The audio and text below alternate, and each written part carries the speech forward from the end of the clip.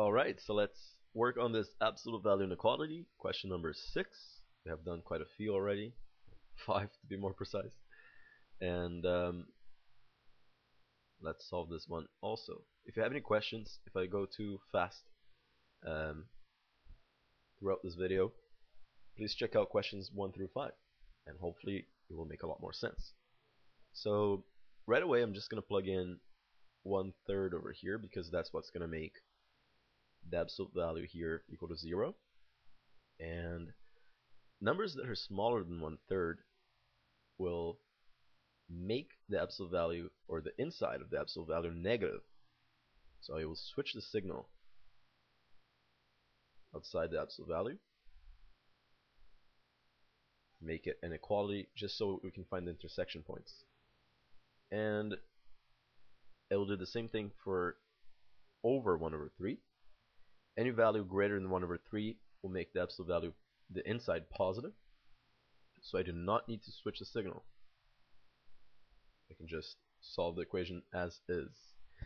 Okay, so here I'll just distribute the negative 3x plus 1, because negative makes it positive. Minus 5 is equal to x. Now negative 3x1 minus 5, negative 4. I will subtract x from both sides of the equation. So I get negative 4x minus 4 is equal to 0. I will add 4. So negative 4x is equal to 4. Divide both sides by negative 4, and finally x is negative 1. So then I will plug in negative 1 right here on the number line. Okay, so what about on this side? You get 3x. Negative 1 minus 5 is negative 6 is equal to equal to x, and I will subtract x and add 6 to both sides of the equation. So these guys cancel out, so do those. So we get 3x minus x, 2x is equal to 6. Divide both sides by 2, and x is 3. Now we have 3 areas to test out. X is smaller than negative 1, x is in between negative 1 and 3, and x is greater than 3. Okay, so let's start with smaller than 1. I'll plug in negative 2 for x. For the area in between, I'll just pick 0, because that's a nice, easy number to deal with. And then I'll pick 4 for the area greater than 3. So let's start with the negative 2.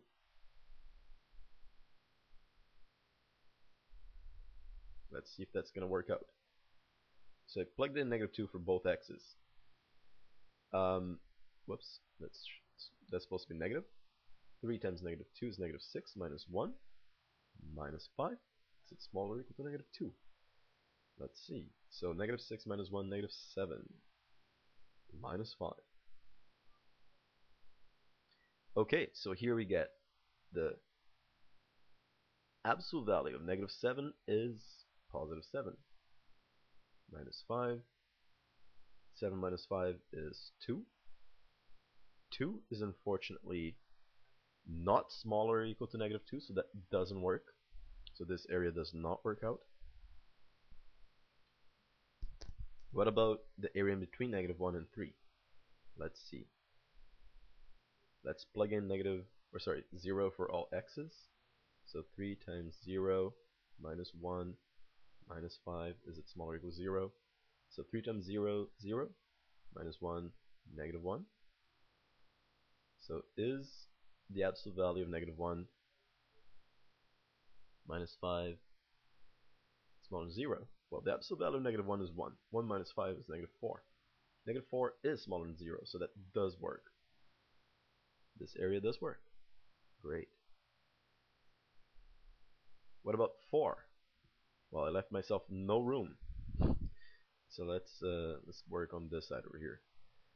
Okay, actually that won't work. I'll just work maybe over here. Hopefully, bear with me. I think that this will work out. Yeah, it will. So 3 times 4 minus 1 minus 5, is that smaller or equal to 4? Okay, so 3 times 4, 12, minus 11, minus 1 is equal to 11. The absolute value of 11 is just 11. 11 minus 5 is 6. And 6 is not smaller or equal to 4. So that does not work. So the only area that works is this, between -1 and 3. So here is our solution. Let me put it in a different color. Where should I write it? Where should I write it? Maybe here. Already here.